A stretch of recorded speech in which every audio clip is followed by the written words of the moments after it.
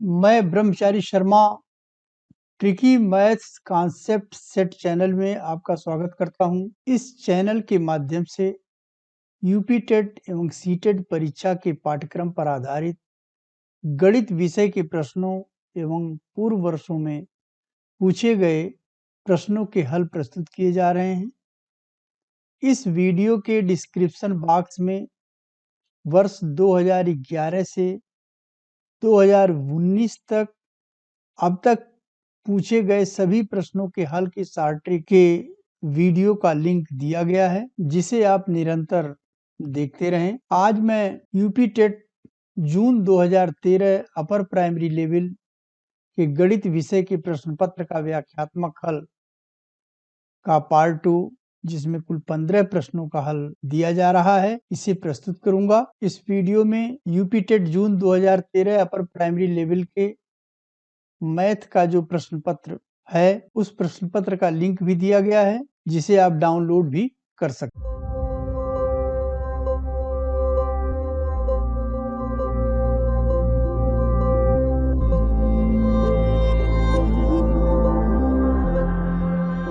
प्रश्न है, एक रेलगाड़ी ए और बी दो स्टेशनों के बीच चलती है। जब वह ए से बी तक जाती है तो उसकी औसत चाल 90 किलोमीटर प्रति घंटा है, और जब वह बी से ए तक वापस आती है तो उसकी चाल 110 किलोमीटर प्रति घंटा है। उसकी औसत चाल होगी। एक रेलगाड़ी है जो ए से बी तक जाती है। सपोज कीजिए कि ए से बी तक की जो दूरी है वो एस है। औसत चाल 90 किलोमीटर प्रति घंटा दिया हुआ है ए से बी तक जाने में। या अगर हम एक्स मान लें और ए से बी तक जाने में समय t1 लगता हो और बी से ए तक आने में औसत चाल 110 किलोमीटर प्रति घंटा दिया हुआ है, यदि इसे y मान लिया जाए तो इसमें बी से ए तक आने में कुल लिया गया समय t2 होगा। हम जानते हैं कि चाल बराबर दूरी बटे समय होता है, या समय बराबर हो जाएगा दूरी बटे चाल। ए से बी तक जाने में समय t1 बराबर हो जाएगा चली गई दूरी s है बटे x, और लौटने में समय t2 is equal to s बटे y चाल है लौटते वक्त। कुल समय s by X plus s by Y. औसत चाल बराबर होगा चली गई कुल दूरी बटे कुल समय। चली गई दूरी यहाँ से a से b तक जाने में s है और b से a तक आने में s है, तो कुल चली गई दूरी 2s होगी। और कुल लिया गया समय s बटे एक्स प्लस s बटे वाई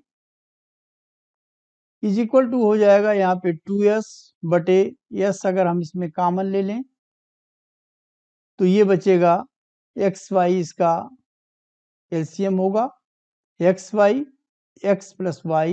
यहाँ पर s दोनों तरफ है, ये कट जाएंगे। अब ये होगा 2 बाई एक्स प्लस वाई बटे एक्स वाई। जब हम इसको मल्टीप्लाई करेंगे तो 2 इंटू ये डिवाइड जो है मल्टीप्लाई के रूप में बदलेगा, तो ये हो जाएगा एक्स वाई बटे एक्स प्लस वाई, 2xy अपान एक्स प्लस वाई। औसत चाल बराबर होगा 2xy बटे एक्स प्लस वाई। एक्स की वैल्यू दी हुई है 90 किलोमीटर प्रति घंटा, वाई का 110 किलोमीटर प्रति घंटा, divided by 90 plus 110। 2 into 90 into 110, 110 और 90 को जोड़ेंगे तो 200 आ जाएगा। ये जीरो इस जीरो से कटेगा, ये जीरो इस जीरो से कटेगा, और ये 2 से कटेगा, और यहाँ पर आ जाएगा 11 नवा 99 किलोमीटर प्रति घंटा, और इसका ऑप्शन बी करेक्ट ऑप्शन होगा।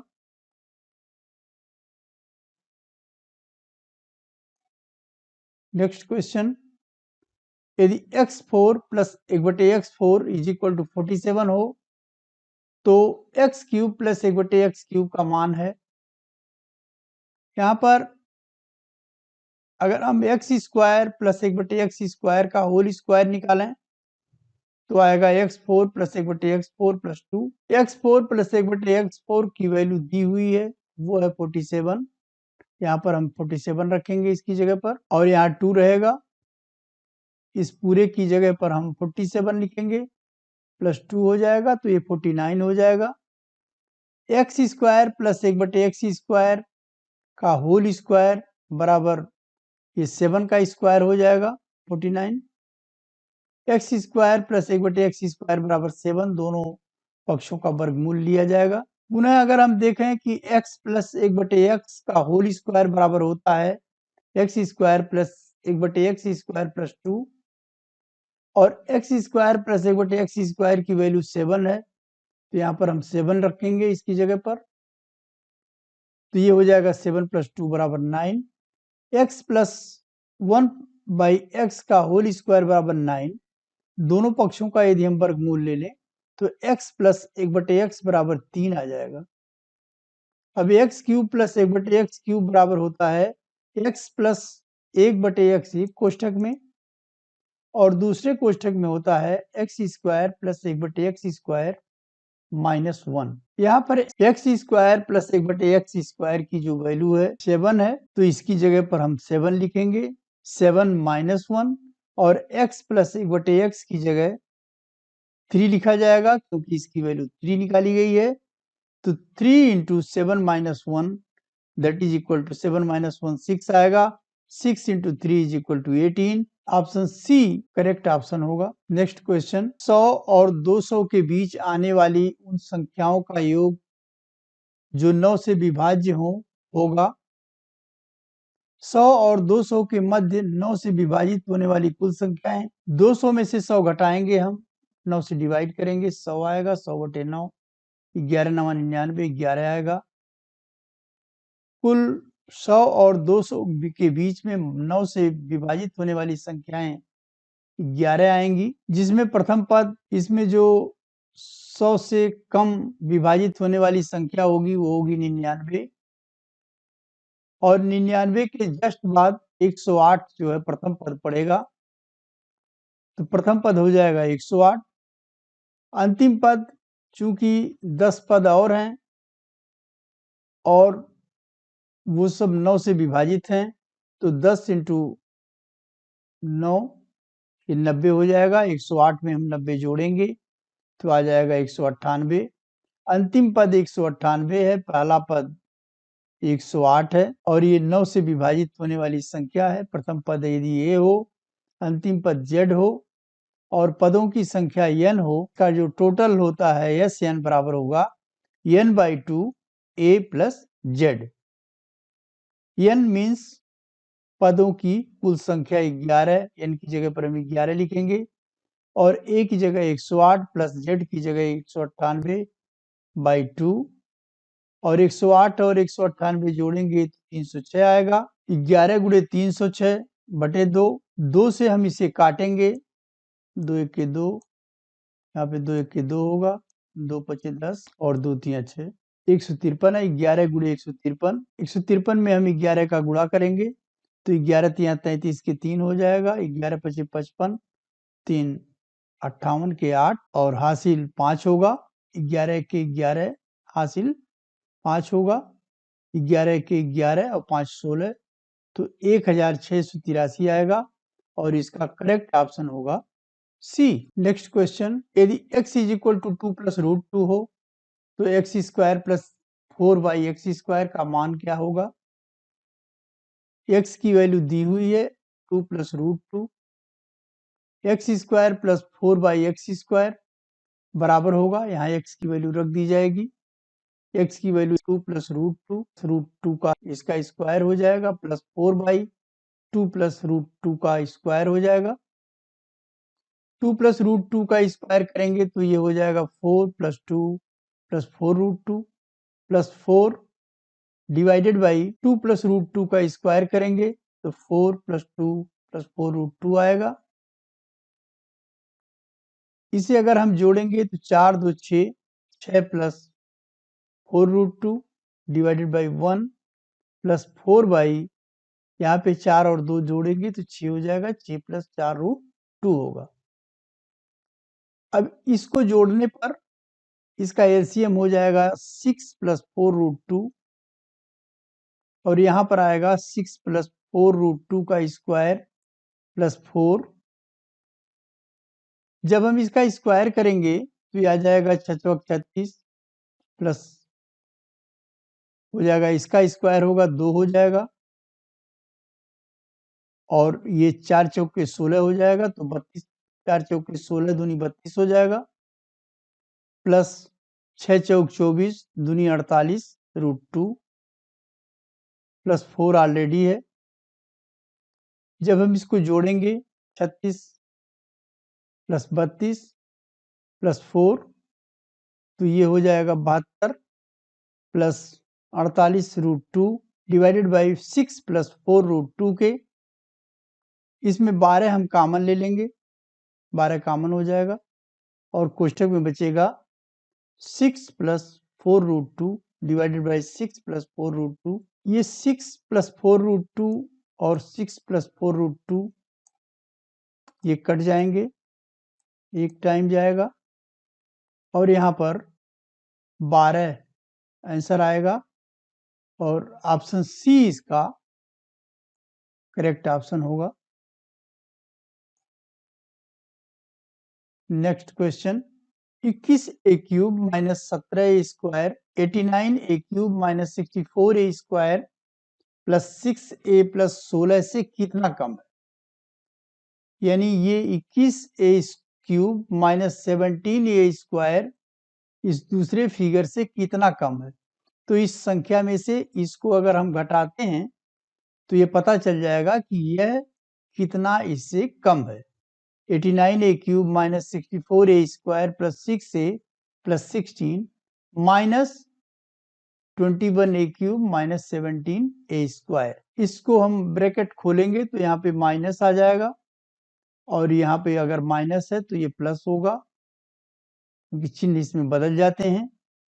ये 89a³ है और ये -21a³ है, तो इसमें से घटेगा और घटने पर ये आएगा 68a³ - 64a²। इसमें प्लस 17a² है, एक माइनस है एक प्लस है, तो ये घटेगा, बड़े में से छोटा घटेगा, यानी 64 में से 17 घटेगा और चिन्ह बड़े का होता है। चिन्ह 64 जो है ये बड़ा है, तो इसलिए यहाँ इसका चिन्ह माइनस है, तो यहाँ पे माइनस हो जाएगा -47a² प्लस 6a प्लस 16 और इसका ऑप्शन ए करेक्ट ऑप्शन होगा। नेक्स्ट क्वेश्चन, किसी धन का 2 वर्ष का साधारण ब्याज ₹500 है तथा उतने ही धन का उतने ही समय एवं उतनी ही दर से चक्रवृद्धि ब्याज ₹520 है, तो ब्याज की दर क्या होगी? ब्याज का दर बराबर होता है time into compound interest minus simple interest upon simple interest into 100। ये रेट का परसेंटेज निकल जाएगा इससे। यहाँ पर समय 2 साल दिया हुआ है तो हम 2 लिख देंगे और कंपाउंड इंटरेस्ट इसका जो है ये चक्रवृद्धि ब्याज ₹520 दिया हुआ है माइनस साधारण ब्याज सिंपल इंटरेस्ट ₹500 दिया हुआ है डिवाइडेड बाई 500 तो इंटू 100 हो जाएगा।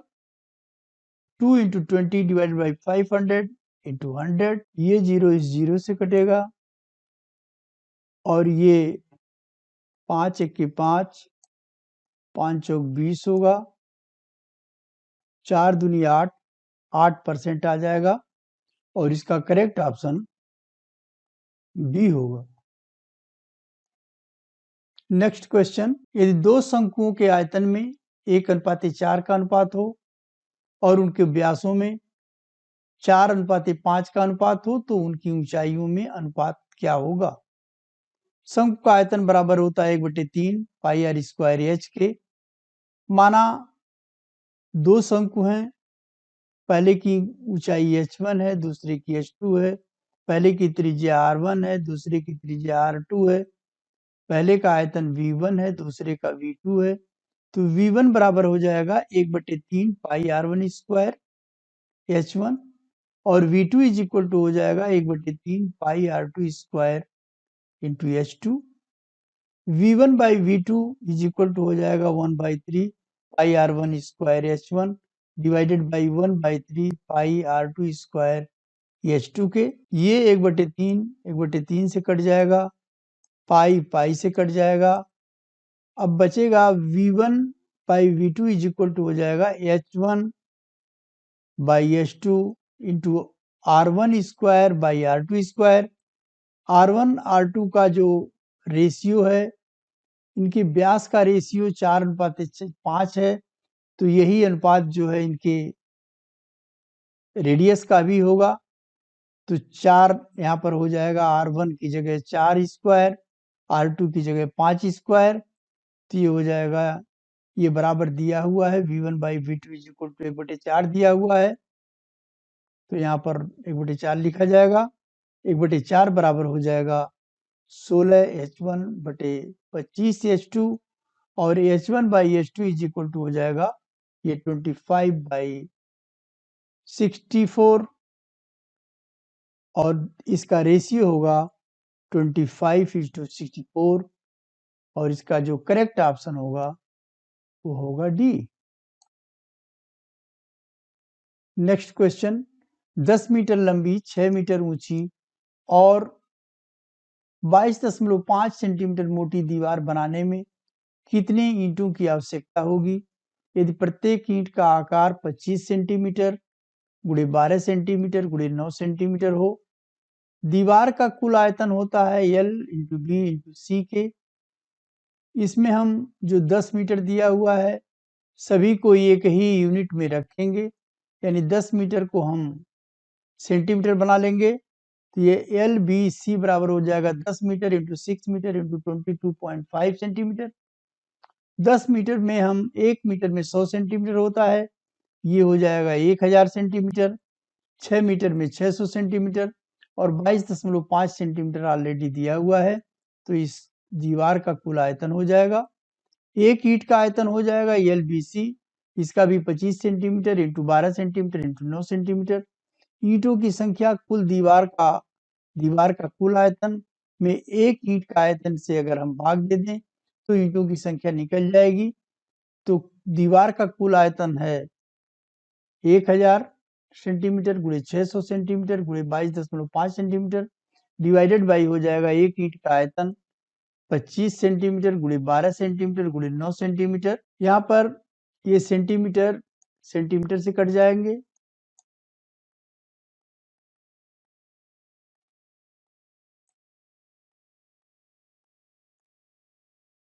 पच्चीस से के 25, यहाँ पर 25 चौका 100 हो जाएगा और एक जीरो उतार लिया जाएगा।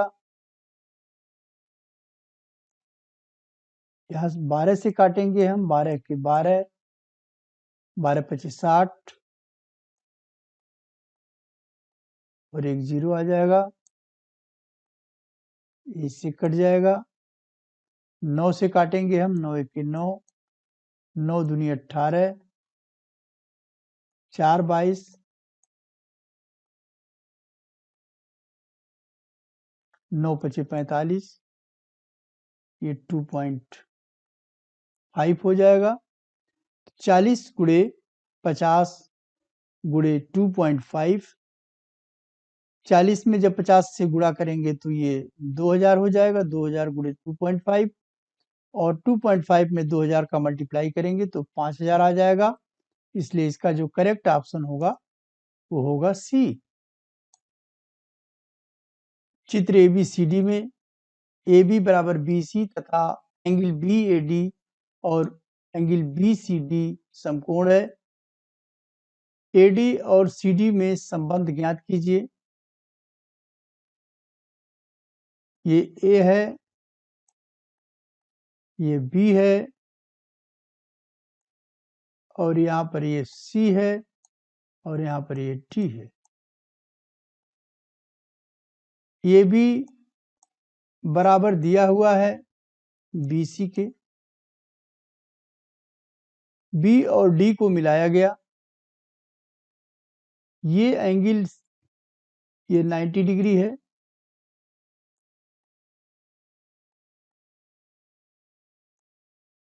और एंगल ए भी 90 डिग्री है।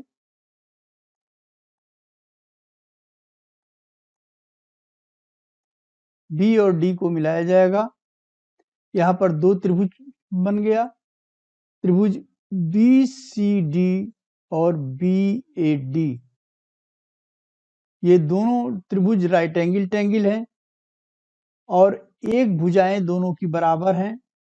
अगर किसी भी राइट एंगल ट्रायंगल में दो ट्रायंगल हो, राइट एंगल ट्रायंगल हो और उसके कर्ण जो है बराबर हो, दोनों के कर्ण एक ही हैं, दोनों के कर्ण बराबर हैं और एक भुजा इस त्रिभुज की, एक भुजा इस त्रिभुज के बराबर है, तो ये दोनों त्रिभुज सर्वांगसम होंगे।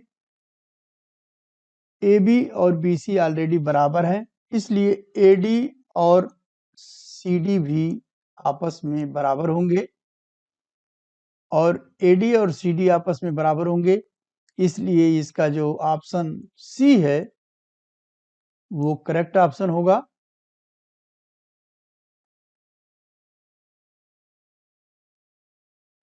नेक्स्ट क्वेश्चन, एक गोले का व्यास 50√3 सेंटीमीटर है, इसके अंदर समाने वाले सबसे बड़े घन का संपूर्ण पृष्ठ होगा।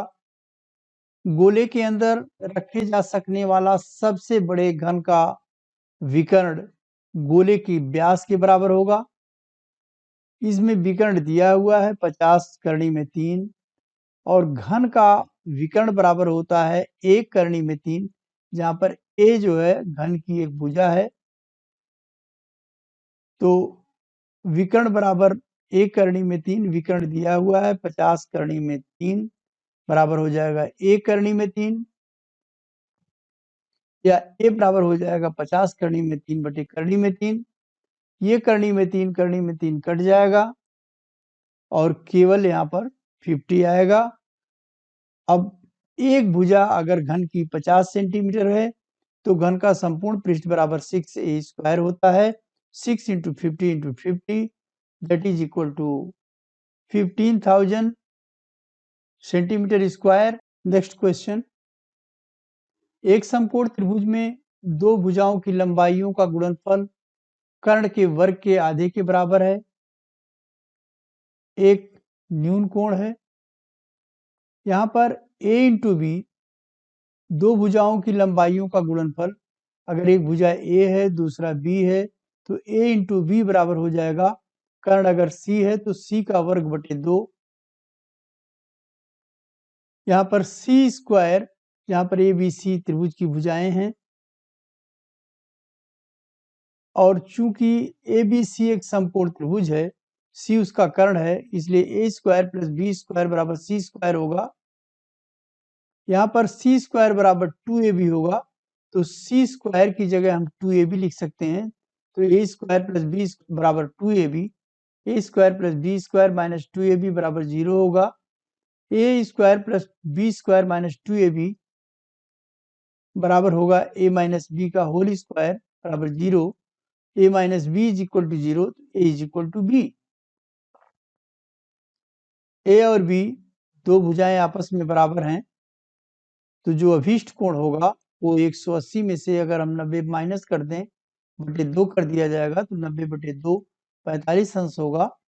दोनों एंगल जो है वो 45 डिग्री के होंगे और इसका करेक्ट ऑप्शन होगा सी।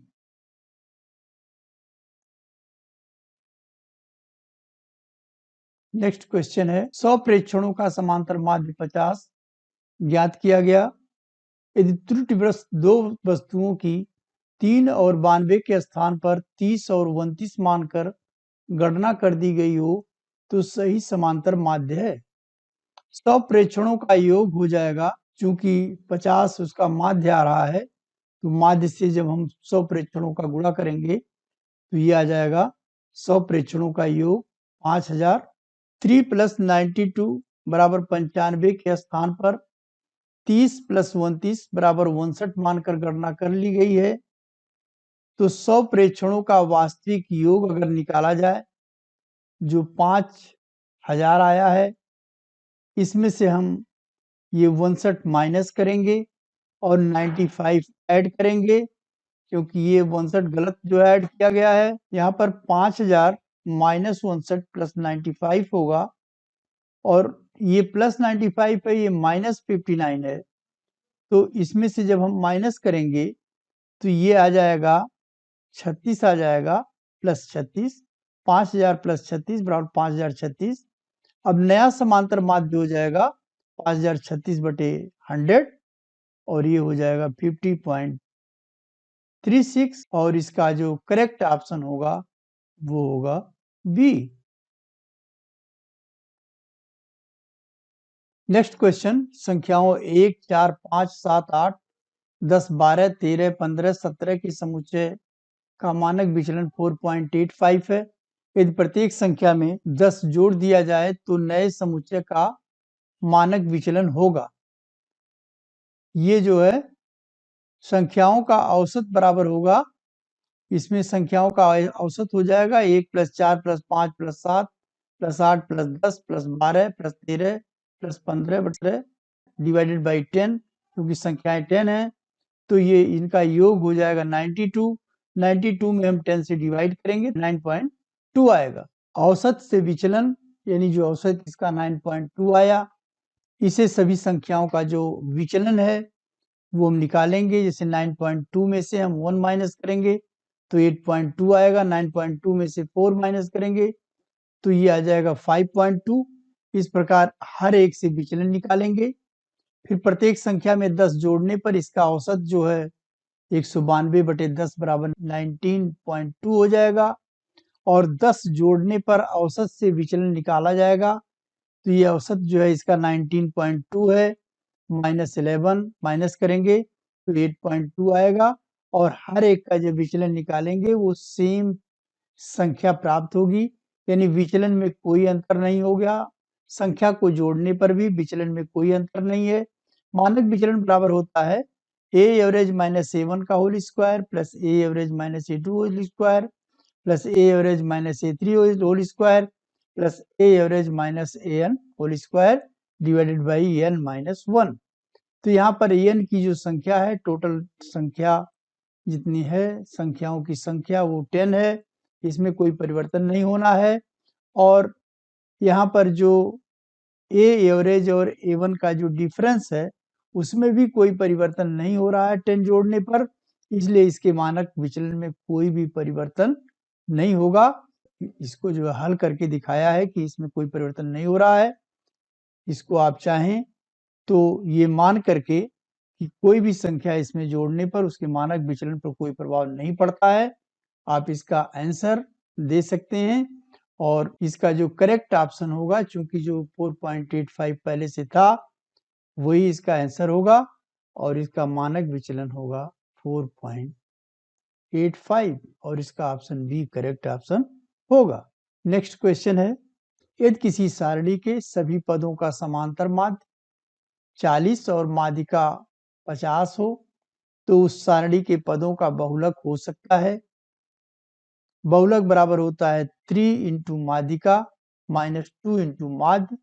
माध्यिका की जगह 50 हम लिखेंगे, 3 इंटू 50 माइनस 2 इंटू माध्य 40 दिया हुआ है तो इंटू 40, 150 माइनस 50 में 3 का मल्टीप्लाई करेंगे तो 150 होगा, 150 माइनस 80 बराबर 70 हो जाएगा, और इसका ऑप्शन डी करेक्ट ऑप्शन होगा। नेक्स्ट क्वेश्चन, निम्न में से किसका क्षेत्रफल सबसे अधिक है? सबसे पहले हम ये देखेंगे, करनी में 2 सेंटीमीटर त्रिज्या का एक वृत्त है, इसका क्षेत्रफल क्या होगा? वृत्त की त्रिज्या दी हुई है, करनी में 2 सेंटीमीटर। वृत्त का क्षेत्रफल बराबर होता है पाई आर स्क्वायर के।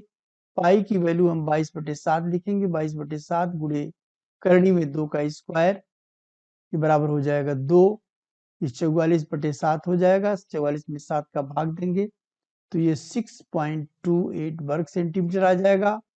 2 सेंटीमीटर भुजा का एक वर्ग है, इसका क्षेत्रफल भुजा का वर्ग होता है, 2 गुणे 2 बराबर 4 वर्ग सेंटीमीटर होगा। इसी तरीके से 2 सेंटीमीटर भुजा का समबाहु त्रिभुज है, उसका क्षेत्रफल बराबर होता है करनी में 3/4 इंटू ए स्क्वायर। यहाँ पर ए जो है उसकी एक भुजा है तो करनी में 3/4 इंटू 2 स्क्वायर, ये हो जाएगा 4, इस 4 ये है, 4 ये दोनों कट जाएंगे, करनी में 3 वर्ग सेंटीमीटर होगा। करनी में 3 का जब हम रूट निकालेंगे तो ये 1.732 वर्ग सेंटीमीटर आएगा। और यहाँ पर 3, 4, 5 सेंटीमीटर भुजा का एक त्रिभुज है। चूंकि यहाँ पर 3 भुजाएं हैं, 3, 4, 5, अगर हम 5 का स्क्वायर करें तो 25 होगा, 3 का स्क्वायर 9, 4 का स्क्वायर 16, 16 और 9 जोड़ेंगे तो ये 25 के बराबर होगा। इसका मतलब ये हुआ यह एक समकोण त्रिभुज है जिसमें ये 5 सेंटीमीटर लंब है और 3 और 4 इसके आधार और लंब है और 5 सेंटीमीटर इसका कर्ण है।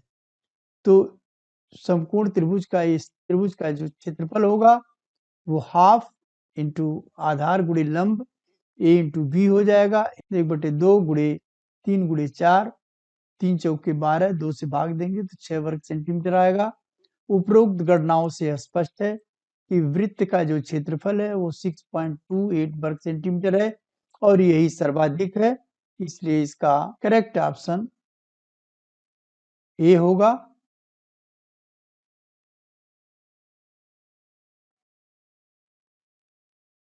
कृपया यदि वीडियो पसंद आया हो तो इसे लाइक एवं शेयर करें और चैनल को अवश्य सब्सक्राइब कर दें। यदि इस वीडियो से रिलेटेड किसी प्रकार का डाउट हो तो प्रश्न पूछ सकते हैं। धन्यवाद।